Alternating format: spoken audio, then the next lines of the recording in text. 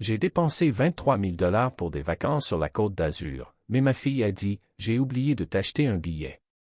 Si cette histoire touche votre cœur et vous fait réfléchir sur les vraies valeurs de la famille, s'il vous plaît laissez un like, abonnez-vous à la chaîne et partagez dans les commentaires ce que vous ressentez en lisant cette histoire d'un père qui a tout donné mais n'a reçu que de l'indifférence. Vos réactions nous aident à continuer de raconter des histoires qui parlent au cœur. Je m'appelle Pierre Dubois, j'ai 65 ans et j'ai travaillé toute ma vie comme ingénieur aéronautique chez Airbus à Toulouse.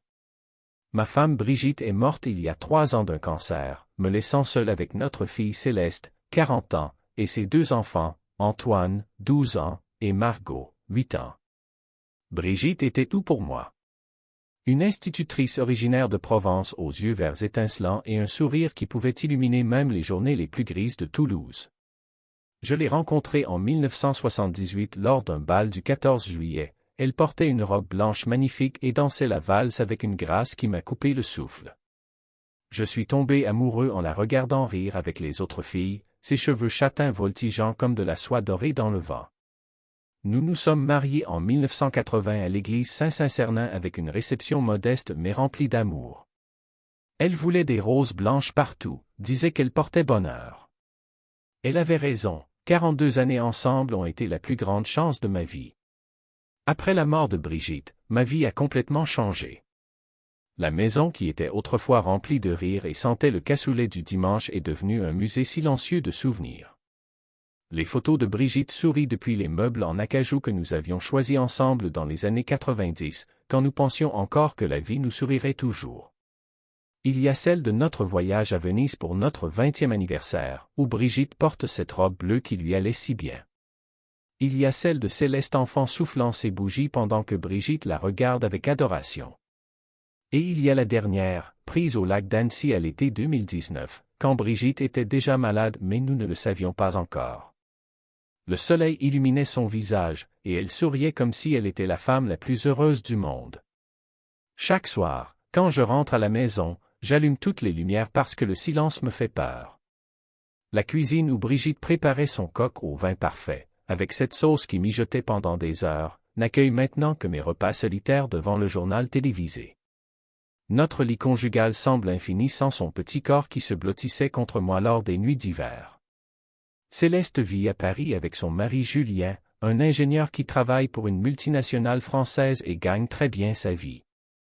Ils habitent un appartement de 120 mètres carrés dans le 16e arrondissement, un quartier chic qu'ils ont pu se permettre grâce à mon aide pour l'apport de leur prêt immobilier.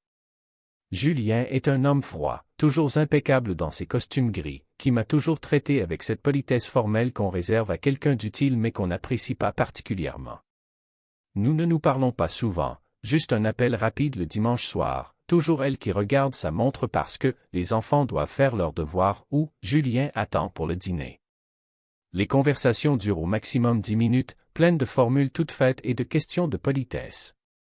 Céleste a développé cette capacité de paraître intéressée tout en faisant clairement autre chose. J'entends le bruit du lave-vaisselle qu'elle charge, la télévision en fond sonore, sa voix qui devient distraite quand elle répond à Antoine qui lui demande quelque chose. Parfois je me demande si elle se souvient encore de ce qu'elle était enfant. Quand elle avait 8 ans comme Margot maintenant, elle m'attendait toujours à la fenêtre quand je rentrais du travail. Elle descendait les escaliers de notre maison dans le quartier des Minimes en criant « Papa est arrivé !»« Papa est arrivé !» et se jetait dans mes bras. Je lui apportais toujours quelque chose, une glace, une bande dessinée, un petit jouet acheté au bureau de tabac. Ses yeux s'illuminaient comme si je lui avais apporté le trésor le plus précieux du monde. « Raconte-moi ta journée, papa », me disait-elle pendant que nous marchions main dans la main vers la maison. Et je lui racontais tout, même les choses ennuyeuses du bureau, parce qu'elle m'écoutait avec cette attention totale que seuls les enfants savent donner. « Comment ça va, papa? »« Bien, ma chérie. »« Et vous? »« Tout va bien. » Les enfants grandissent si vite. Embrasse-les de la part de grand-père. « Bien sûr, papa. Il faut qu'on y aille. On se parle dimanche prochain. » Toujours la même routine. Toujours le même vide après avoir raccroché. Mais en mars de cette année, quelque chose a changé. Céleste m'a appelé un mercredi soir, ce qui était inhabituel. Sa voix semblait plus chaleureuse, plus intéressée. Papa, j'ai une idée fantastique pour l'été. Tu sais que les enfants ne sont jamais allés sur la Côte d'Azur? Je pensais, pourquoi on n'organiserait pas de belles vacances tous ensemble? Un mois entier, peut-être en juillet. Mon cœur s'est gonflé de joie. Enfin, après 3 ans de solitude, la possibilité d'être avec ma famille, de voir mes petits-enfants jouer sur le sable, d'entendre à nouveau leur rire. Quelle merveilleuse idée, Céleste! Tu pensais à quel endroit? Sur la Riviera française. J'ai regardé sur Internet, c'est incroyable. Hôtel de luxe, restaurant gastronomique, animation pour les enfants, excursion en bateau. Ce serait parfait pour faire de belles photos et faire plaisir à Antoine et Margot. La Riviera française. Brigitte en parlait aussi toujours, en feuilletant les magazines de voyage pendant le petit déjeuner. Un jour nous irons là-bas, Pierre, disait-elle en souriant et en montrant les photos de plage au sable doré et aux eaux turquoises. Quand nous aurons plus de temps et moins de soucis. Ce jour n'est jamais venu pour elle, mais peut-être était-il arrivé pour moi. Je m'imaginais Antoine et Margot construisant des châteaux de sable pendant que Brigitte souriait du ciel en nous voyant heureux. Je pensais aux soirées sur la terrasse de l'hôtel, moi et les enfants regardant le coucher de soleil pendant que Céleste et Julien se détendaient enfin, loin du stress parisien. Je m'imaginais apprendre à Antoine comment utiliser l'appareil photo sous-marin pour photographier les poissons, et Margot courant vers moi en criant « Grand-père, grand-père, viens voir quel coquillage j'ai trouvé ». Pendant des semaines, j'ai rêvé de ces moments. Je les voyais si clairement qu'ils ressemblaient à des souvenirs plutôt qu'à des espoirs. Combien ça coûterait, ai-je demandé, bien qu'au fond cela m'était égal. J'avais travaillé 40 ans, économisé chaque euro possible. À quoi servait l'argent sinon à créer des souvenirs avec les gens qu'on aime? Eh bien, pour un mois en haute saison, avec 2 suites communicantes pour donner de l'espace à tout le monde, environ 25 000 $ américains tout compris. Je sais que ça paraît beaucoup, mais...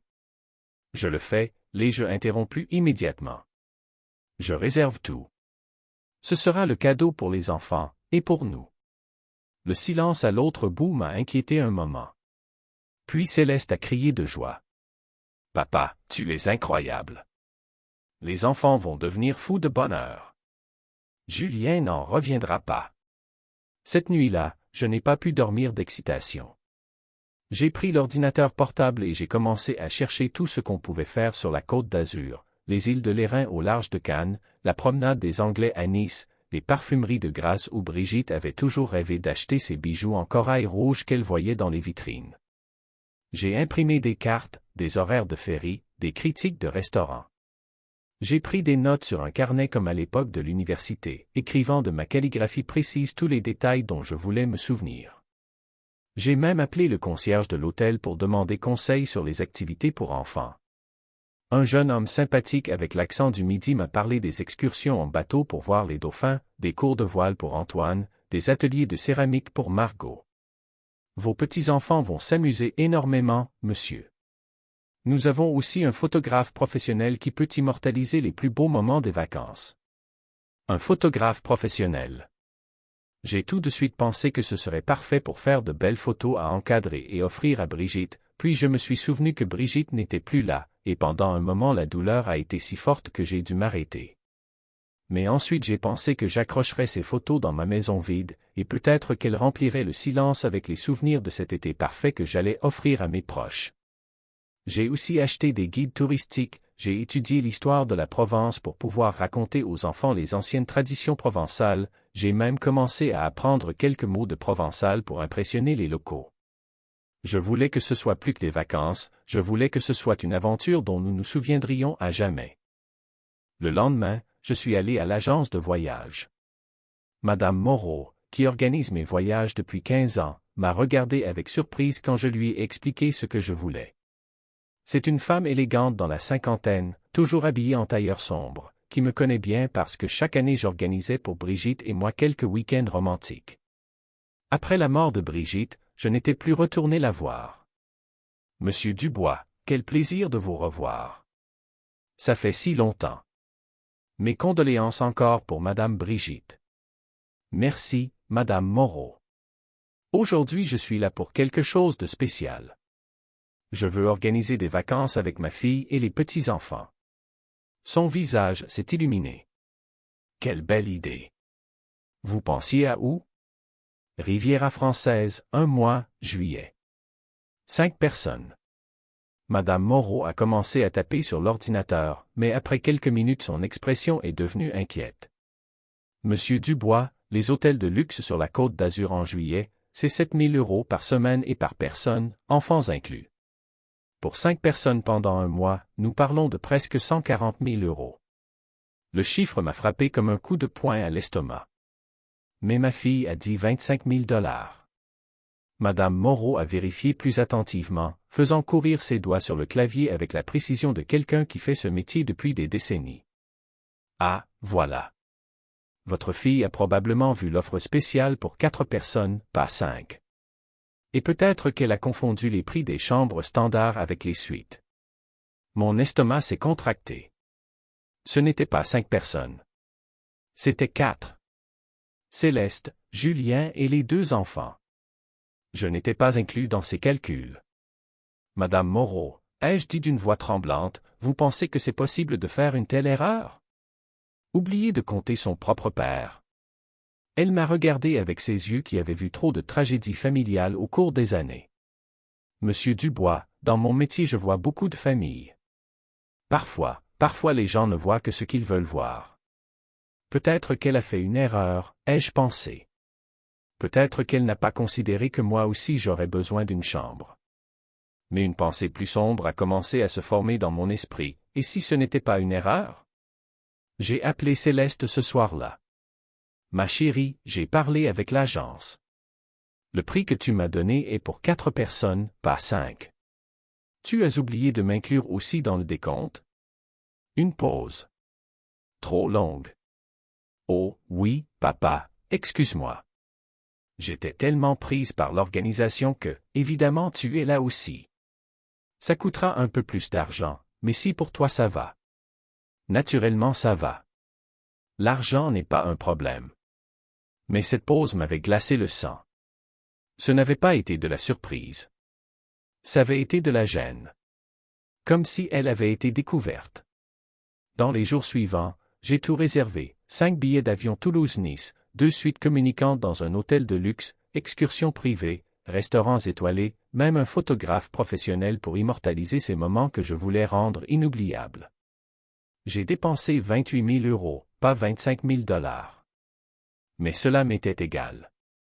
J'avais imaginé les matinées à la piscine avec les enfants, les dîners au coucher du soleil, les promenades sur la plage en leur racontant l'époque de grand-mère Brigitte. 3 semaines avant le départ, j'ai appelé Céleste pour confirmer les horaires des vols. Tu as déjà les billets, n'est-ce pas papa? J'ai vu que tu avais tout réservé. Oui, j'ai les billets pour tous les 5. On part le 2 juillet à 9h15 de Toulouse. Un autre silence. Plus long que d'habitude. Papa, il y a un problème. Mon cœur s'est mis à battre fort. Quel problème? Julien a eu une promotion à la dernière minute. Il doit partir une semaine plus tôt pour régler quelque chose pour le travail. On a dû changer nos vols. On part le 25 juin. D'accord, je change aussi mon billet. Ce n'est pas un problème. Non, papa, le fait c'est que, on a réservé une petite voiture à l'aéroport de Nice. Une Clio. Tu ne rentres pas aussi avec tous les bagages. Ma main s'est mise à trembler en tenant le téléphone. Comment ça, je ne rentre pas? Et puis, tu sais comment est Julien quand il est stressé par le travail, il a besoin de tranquillité les premiers jours. Peut-être que tu pourrais venir quelques jours après. Quand on s'est installé. Ces mots étaient comme des couteaux. Chaque justification était une blessure plus profonde. Céleste, j'ai tout réservé. J'ai tout payé. Comment je peux ne pas venir dès le début? Je sais, papa, et on t'en est si reconnaissant. Mais tu comprends, les enfants sont excités de partir avec papa et maman, et s'il y a trop d'adultes ensemble. Trop d'adultes. Les mots sont sortis de ma bouche comme des cendres. Je serais de trop. Ce n'est pas ça, papa. C'est juste que, peut-être que c'est mieux si tu viens plus tard. Genre le 10 juillet? Comme ça tu restes 2 semaines avec nous au lieu d'un mois entier. 2 semaines au lieu d'un mois. Dans les vacances que je payais. Dans les vacances que j'avais organisées. Avec les enfants que je ne voyais pas depuis Noël. Et si je ne venais pas du tout, ai-je demandé d'une voix que je ne reconnaissais même pas. Papa, ne dis pas de bêtises. Évidemment qu'on veut que tu viennes. Juste, plus tard. Mais dans sa voix il n'y avait pas de regret. Il y avait du soulagement. Cette nuit-là, j'ai marché pendant des heures dans la maison vide. J'ai regardé les photos de Brigitte sur la table de nuit. Je lui aurais tout raconté, comme je le faisais toujours quand j'étais confus ou en colère. Elle m'aurait écouté, puis aurait mis sa main sur la mienne et aurait dit, « Pierre, les enfants grandissent vite. Ne perds pas de temps précieux avec l'orgueil. » Mais Brigitte n'était plus là. Et je commençais à comprendre que peut-être, d'une certaine façon, moi non plus je n'y étais plus. Pas dans la vie de ma fille, en tout cas. Le 25 juin, je suis allé à l'aéroport de Toulouse. Pas pour partir, mais pour les voir partir. Je voulais regarder Céleste dans les yeux quand elle me dirait au revoir. Je voulais comprendre s'il restait encore une miette de la petite fille qui courait vers moi quand je rentrais du travail en criant « Papa est arrivé ». Je les ai vus à l'enregistrement. Julien vérifiait nerveusement les documents. Les enfants couraient excités entre les bagages. Et Céleste? Céleste regardait constamment sa montre et son téléphone. Je me suis approché. Antoine et Margot ont couru vers moi. Grand-père. Grand-père. On va sur la Côte d'Azur. On viendra te chercher avec le bateau de pirates, a crié Antoine. Grand-père, tu apporteras l'appareil photo pour faire des photos avec les poissons, a demandé Margot. Leurs yeux brillaient de joie innocente. Ils ne savaient pas que grand-père n'était plus le bienvenu dans les vacances qu'il leur avait offertes. Antoine, Margot, allez vers papa, a dit Céleste en les éloignant de moi. Papa, tu n'avais pas besoin de venir jusqu'ici. Je t'ai dit qu'on s'appellerait en arrivant. Je voulais vous dire au revoir. Vous apportez ça. J'ai sorti une enveloppe avec 1 000 € en liquide. Pour les petites dépenses des enfants. Julien a tendu la main immédiatement. Merci, Pierre. Très gentil de ta part. Très gentil. Comme si c'était une faveur, pas mon devoir de grand-père et d'homme qui avait tout payé. Papa, il faut qu'on y aille. L'avion ferme dans une demi-heure, a dit Céleste en me donnant un baiser rapide sur la joue. Un baiser de politesse. Comme celui qu'on donne à un oncle éloigné. Je les ai regardés s'éloigner vers les contrôles de sécurité. Les enfants se sont retournés et m'ont fait signe de la main. Julien était déjà au téléphone pour le travail. Et Céleste? Céleste ne s'est même pas retournée une fois.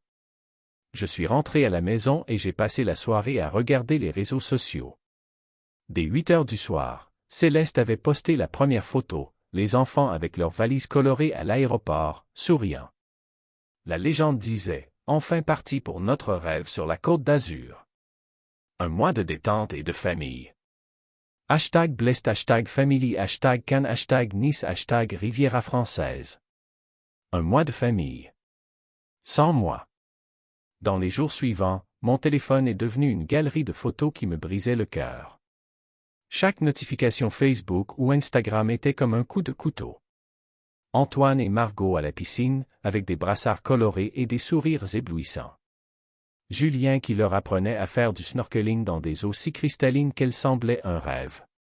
Céleste avec un cocktail rose au coucher du soleil, ses cheveux bougés par la brise marine, regardant l'horizon avec un sourire serein que je ne lui voyais plus depuis des années. Chaque photo avait des dizaines de commentaires enthousiastes. Quelle merveille, vous avez de la chance, quels enfants chanceux. Et Céleste répondait à tous avec des émojis de cœur et de visages souriants, racontant des détails de leur journée paradisiaque.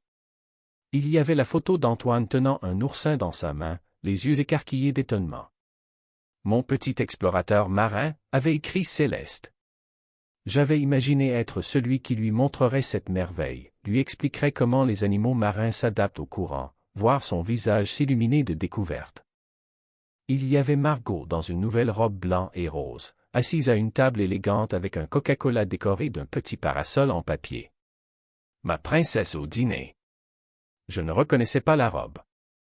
Elle l'avait achetée là-bas, avec mon argent, du compte que je partageais avec Céleste. Mais la photo qui m'a fait le plus mal était une simple image du coucher de soleil sur la côte d'Azur, avec la silhouette de Céleste et Julien se tenant par la main pendant que les enfants jouaient sur le sable doré. La légende disait « Famille ».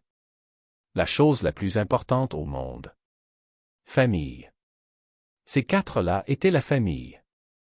J'étais juste le financeur externe. Des dîners élégants, des sorties en bateau, des excursions que j'avais réservées mais auxquelles je ne participerais jamais. Chaque image racontait une histoire dont j'avais été soigneusement effacé, comme si je n'avais jamais existé. Mais la plus douloureuse est arrivée le 4 juillet, Céleste, Julien et les enfants devant le restaurant étoilé que j'avais réservé pour un dîner spécial en famille. Le restaurant avait des nappes blanches, des bougies allumées, vues sur le port plein de yachts luxueux. La légende, soirée magique au Louis XV. Julien m'a surprise avec ce dîner romantique. Les enfants ont mangé comme des petits princes. Julien l'avait surprise. Avec l'argent que j'avais mis sur le compte que Céleste utilisait pour les dépenses des vacances. Julien recevait les compliments pour ma générosité, pendant que je restais à Toulouse à regarder les photos depuis mon salon vide, mangeant un sandwich au jambon devant la télévision. Le 10 juillet, j'ai reçu un message « Papa, on a tous un peu la grippe. Peut-être que c'est mieux si tu attends encore quelques jours. On ne veut pas que tu tombes malade aussi. » La grippe, mais il continuait à poster des photos à la plage tous les jours. Le 15 juillet, « Papa, les enfants sont tellement habitués à notre routine que peut-être on dérangerait trop si tu arrives maintenant. Que dirais-tu d'organiser quelque chose pour eux, à la maison? Le 20 juillet, « Papa, Julien a eu un autre engagement de travail. Il faut qu'on rentre plus tôt. Je suis désolé pour ces vacances.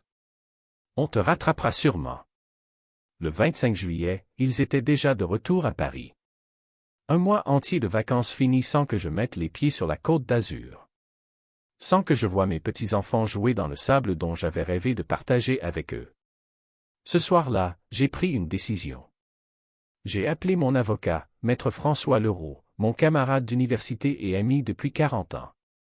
François est le seul homme que je connaisse qui a encore le même numéro de téléphone depuis 30 ans et qui répond toujours, même à 10 heures du soir. François, j'ai besoin de te parler. C'est important. Pierre, à ta voix je comprends que c'est sérieux. Dis-moi tout. Je lui ai raconté tout.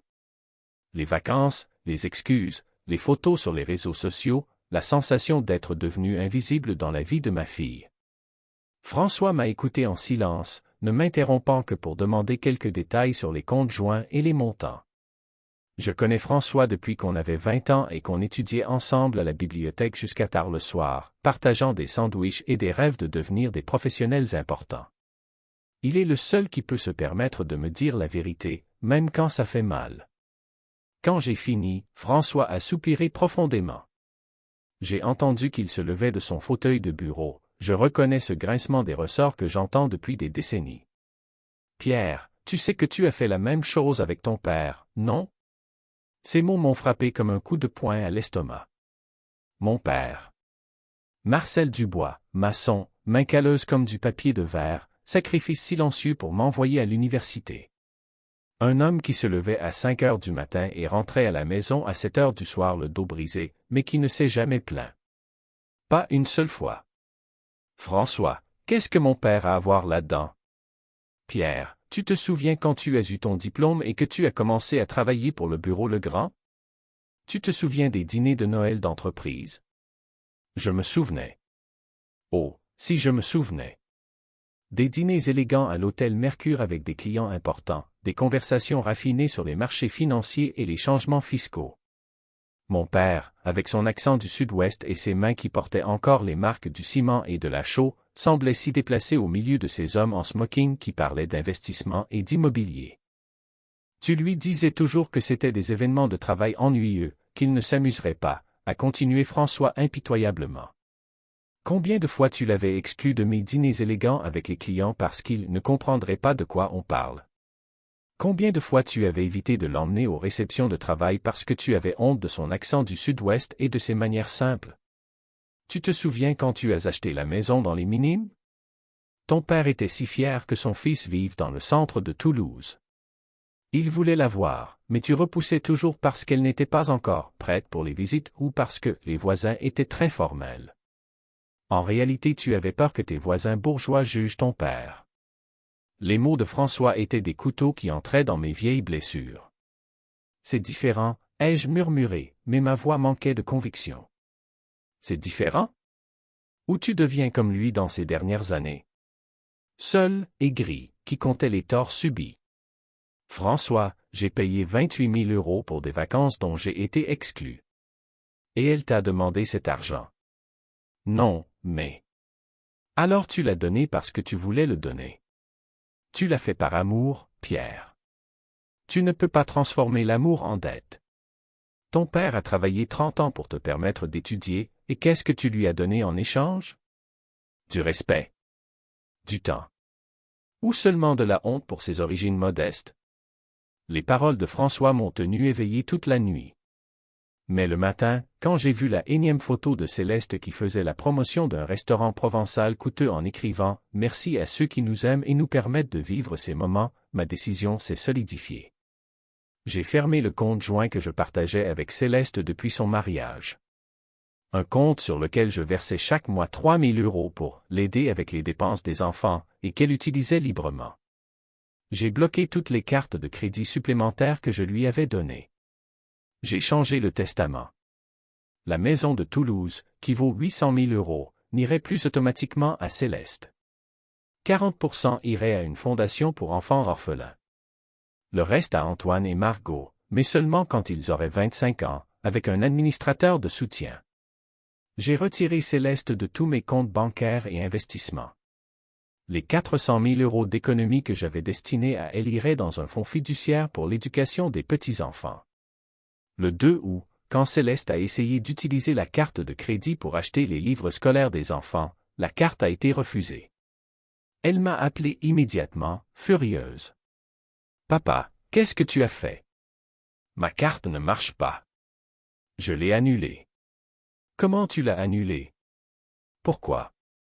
Parce que j'ai décidé qu'il était temps que tu gères tes finances toute seule. Tu es une femme adulte, mariée, avec un travail. Tu n'as plus besoin de l'aide financière de papa. Mais, les enfants, les dépenses pour l'école. Les enfants sont ta responsabilité et celle de Julien. Comme ça devrait être. Papa, qu'est-ce qui t'a pris? C'est à cause des vacances? Je t'ai expliqué qu'il y avait eu des imprévus. Des imprévus. J'ai répété le mot lentement. Comme oublier d'acheter le billet d'avion pour ton père. Comme ne pas avoir de place dans la voiture. Comme être tous grippés pendant 2 semaines en postant des photos à la plage tous les jours. Silence à l'autre bout. Tu l'as fait exprès, ai-je continué. Tu voulais mon argent mais pas moi. Papa, ce n'est pas vrai. On t'aime, c'est juste que... C'est juste quoi, Céleste? Que je suis devenu gênant. Que vous ne me jugez plus digne d'être avec vous. Que je ne suis plus bon qu'à payer les factures? Ne dis pas ça. Alors dis-moi, c'était quand la dernière fois que tu es venu me voir sans rien demander? C'était quand la dernière fois que tu m'as appelé juste pour savoir comment j'allais? C'était quand la dernière fois que tu as permis à mes petits-enfants de passer un week-end chez moi? Autre silence. Et dans ce silence il y avait la réponse. Papa, tu sais que le travail, les enfants, la maison. Tout le monde a des obligations, Céleste. Mais celui qui aime trouve toujours du temps. Ça ne veut pas dire qu'on ne t'aime pas. Peut-être. Mais ça ne veut pas dire non plus que vous devez continuer à vivre à mes dépenses en m'excluant émotionnellement de votre vie. Tu es injuste. Je suis injuste? J'ai dépensé 28 000 € pour des vacances dont j'ai été exclu. Je verse 3 000 € par mois sur ton compte depuis 5 ans. Je t'ai acheté la voiture, payé l'apport du prêt de la maison, les voyages d'études des enfants. Qu'est-ce que j'ai reçu en échange? Un appel de 10 minutes le dimanche soir et des excuses créatives chaque fois que je propose qu'on se voit.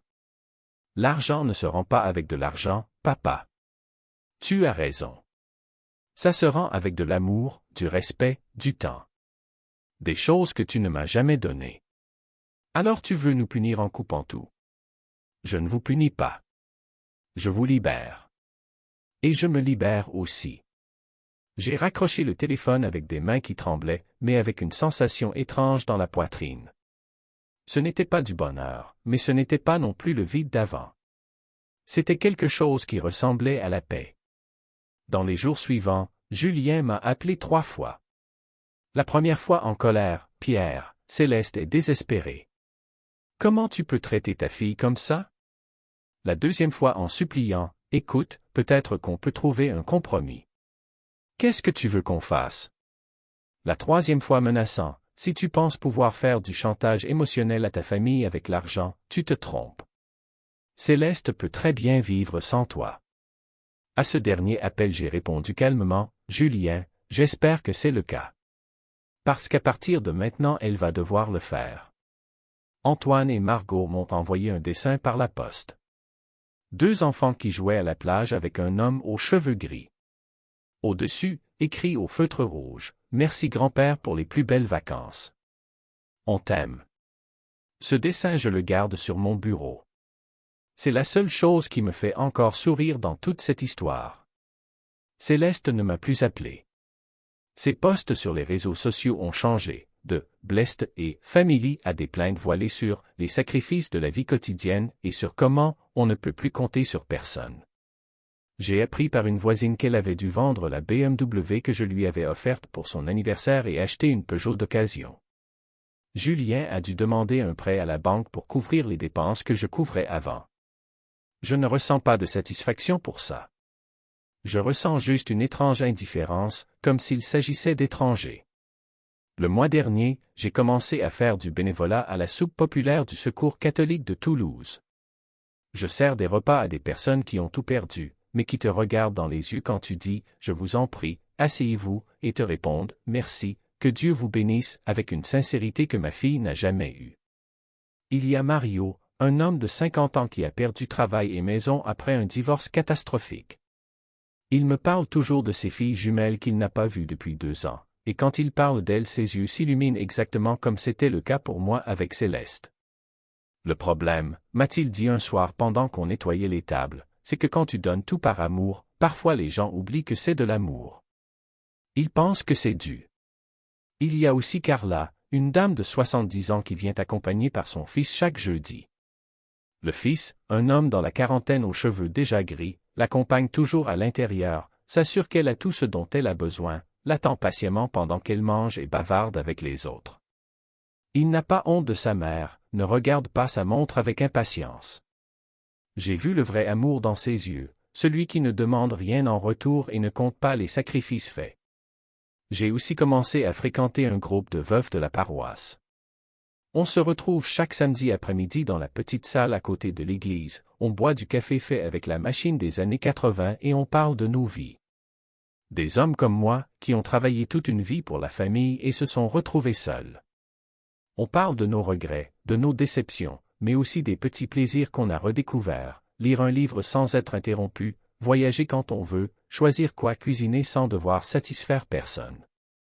Georges Colombo, 70 ans, ancien directeur chez Airbus, m'a dit quelque chose qui m'est resté. Tu sais quelle est la différence entre être seul et être abandonné? Quand tu es seul, tu es en bonne compagnie. Quand tu es abandonné, tu es avec des gens qui t'ignorent. Il y a aussi Antoine, 75 ans, qui après la mort de sa femme a découvert que ses 3 enfants ne venaient le voir que quand ils avaient besoin d'argent.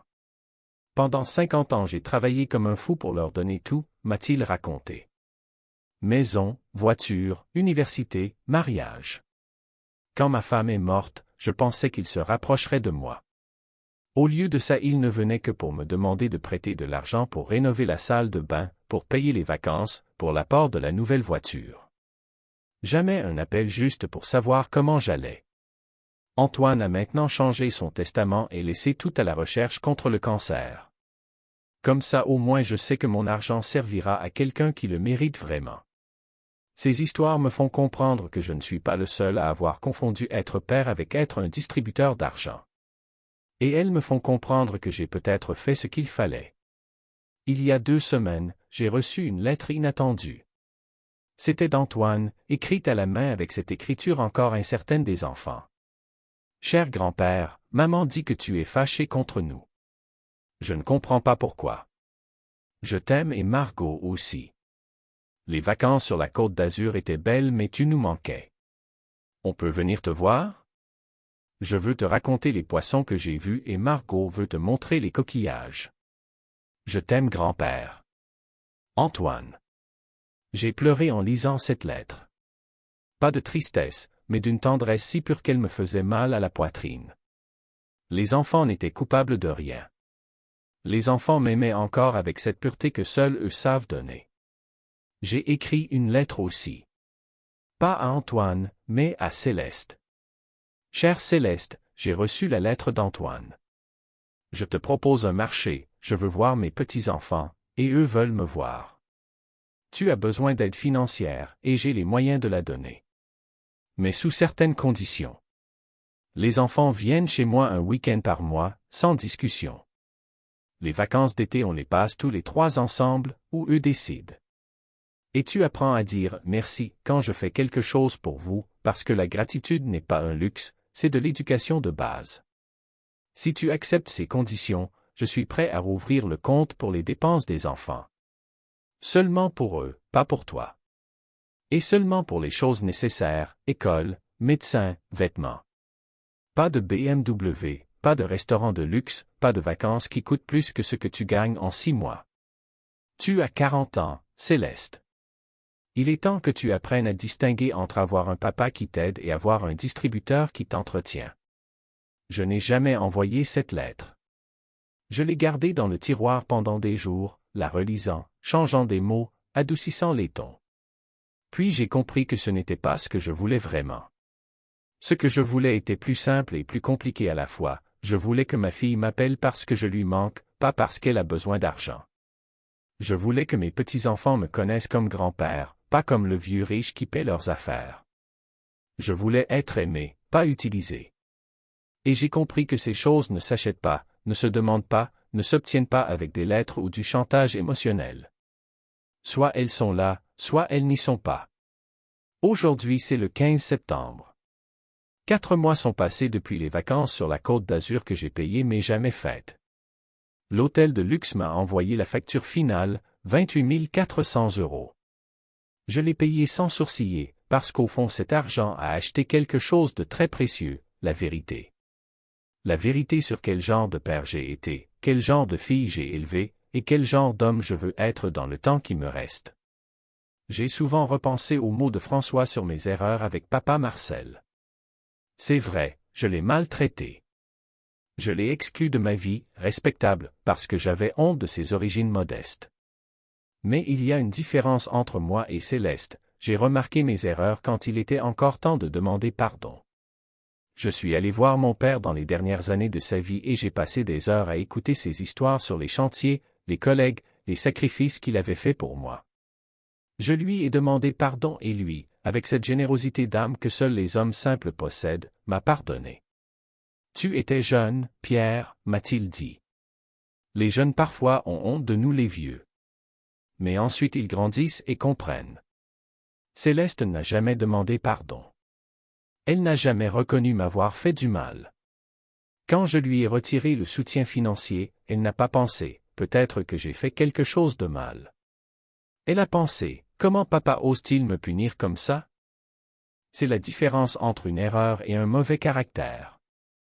Brigitte, si tu me regardes d'en haut, sache que j'ai appris la leçon. Trop tard pour changer le passé, mais assez à temps pour ne pas commettre les mêmes erreurs dans le futur. L'argent finit, l'amour reste. Mais seulement si c'est du vrai amour, pas de la commodité masquée en affection. Hier soir je suis allé dîner seul au restaurant où Brigitte et moi fêtions chaque anniversaire. Le serveur, Stéphane, me connaît depuis 20 ans et m'a fait asseoir à notre table habituelle, celle près de la fenêtre qui donne sur la Garonne. « Comment va Madame Brigitte » m'a-t-il demandé comme toujours, oubliant pour un moment que Brigitte n'était plus là. Elle se repose, ai-je répondu en souriant, parce que c'est la vérité. Puis j'ai commandé son plat préféré, le confit de canard aux pommes de terre sarladaise, et j'ai mangé en pensant à elle, à ses sourires, à ses conseils toujours sages. Pierre, m'aurait-elle dit, les enfants grandissent vite. Ne perds pas de temps précieux avec l'orgueil. Mais ensuite elle aurait ajouté, mais ne laisse pas qu'il te manque de respect. L'amour doit être réciproque, pas à sens unique. Brigitte avait toujours raison. Même maintenant. Antoine m'a envoyé un autre dessin hier. Cette fois c'était moi et lui en train de pêcher d'une jetée, avec le soleil qui se couchait derrière nous. En dessous il avait écrit « Grand-père et Antoine pêchent ensemble. » Bientôt. Ce « bientôt » a rempli mon cœur d'espoir. Peut-être que les enfants réussiront à faire ce que les adultes n'ont pas réussi à faire, reconstruire les ponts que l'orgueil et la superficialité ont détruits. Ou peut-être pas. Peut-être que c'est vraiment trop tard, et Céleste est devenue une femme qui ne voit les relations familiales qu'en termes de commodité économique. Dans tous les cas, j'ai une certitude, je ne regrette rien de ce que j'ai fait. J'ai arrêté d'être un distributeur sur pattes et j'ai recommencé à être un homme avec de la dignité. J'ai arrêté d'acheter l'affection avec de l'argent et j'ai commencé à exiger le respect comme base de toute relation. Ce matin, pendant que je prenais mon petit déjeuner en lisant la dépêche du midi comme je le fais depuis 40 ans, j'ai reçu un message d'un numéro inconnu. C'était Margot. Grand-père, c'est Margot. J'ai pris le téléphone de mon amie Julie pour t'écrire. Maman dit que tu es fâché contre nous mais je ne comprends pas pourquoi. Je t'aime très fort. Tu peux venir à mon spectacle de Noël? Je joue l'ange et j'ai la robe blanche. Je t'envoie un bisou grand comme le monde. J'ai pleuré en lisant ce message. Pas de tristesse, mais d'une joie si pure qu'elle me rappelait pourquoi ça vaut la peine de vivre. Les enfants aiment sans condition, sans calcul, sans intérêt caché. Ils ne savent rien des comptes en banque ou des testaments. Ils savent seulement que grand-père leur manque et qu'ils veulent partager avec lui leurs moments importants. J'ai répondu immédiatement, « Chère Margot, grand-père t'aime plus que toutes les étoiles du ciel. Je serai sûrement à ton spectacle de Noël, et je serai le grand-père le plus fier de toute l'école. Je t'envoie aussi un bisou grand comme le monde. » Puis j'ai appelé Céleste. Elle a répondu à la 3e sonnerie, avec une voix incertaine.